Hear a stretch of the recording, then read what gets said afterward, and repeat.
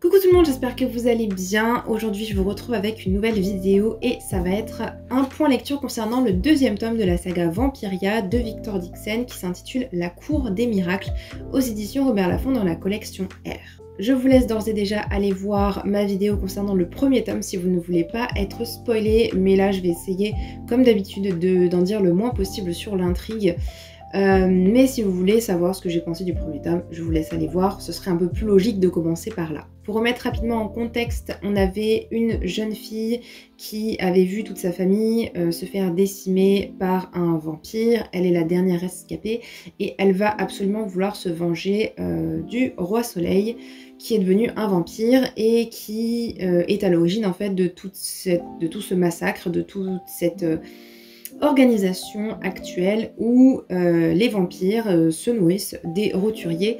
Diane de Castrefriche ou Jeanne Froidelac, c'est la même personne, elle a volé l'identité d'une jeune noble pour se rendre à la cour du roi soleil et pour essayer du coup de se venger.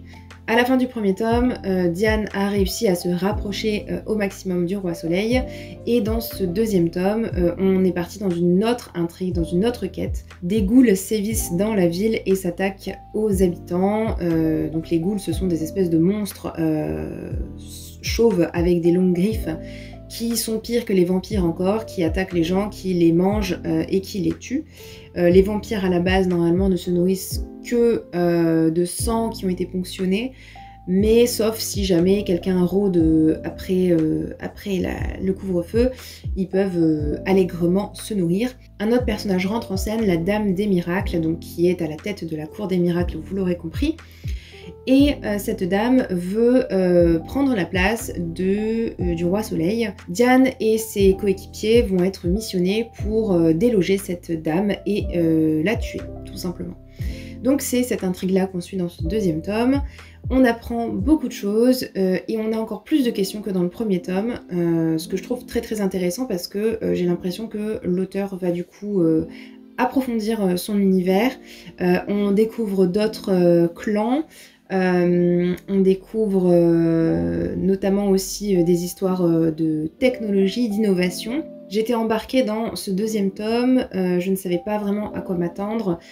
C'est le genre d'histoire que j'aime beaucoup parce que on a des indices qui sont distillés à droite à gauche, mais on va rencontrer un personnage qui va nous faire comprendre quelque chose sur l'identité de l'héroïne ou l'identité d'autres personnages, notamment la Dame des Miracles, hein, on ne sait pas vraiment qui c'est, on la recherche mais on ne sait pas qui c'est jusqu'à un certain moment. Mais voilà, on va aller d'étape en étape et en étant guidé par l'auteur. Et c'est quelque chose que j'apprécie beaucoup parce que je ne savais pas où j'allais, je ne savais pas vers quoi j'allais me tourner, donc j'étais surprise à chaque fois et ça c'était vraiment super chouette. J'ai envie d'en savoir plus sur Jeanne qui du coup se rend compte qu'elle a des pouvoirs, j'ai envie de dire, elle a des capacités particulières, elle ne sait pas d'où ça peut provenir, elle ne comprend pas tout, nous non plus. Du coup j'espère avoir les réponses à mes questions dans le troisième et dernier tome de cette première trilogie. On aura une deuxième trilogie sur Vampiria America. Là on a un personnage qui part justement aux États-Unis pour reconstruire sa vie. Peut-être que c'est ce personnage-là qu'on suivra dans l'autre trilogie, je ne sais pas. En tout cas, voilà, moi ce deuxième tome m'a beaucoup plu. Je vous conseille cette saga si vous ne la connaissez pas. Et voilà, si vous l'avez lu, n'hésitez pas à me dire aussi ce que vous en avez pensé en commentaire. Et moi je vous dis à bientôt dans une prochaine vidéo. Ciao ciao!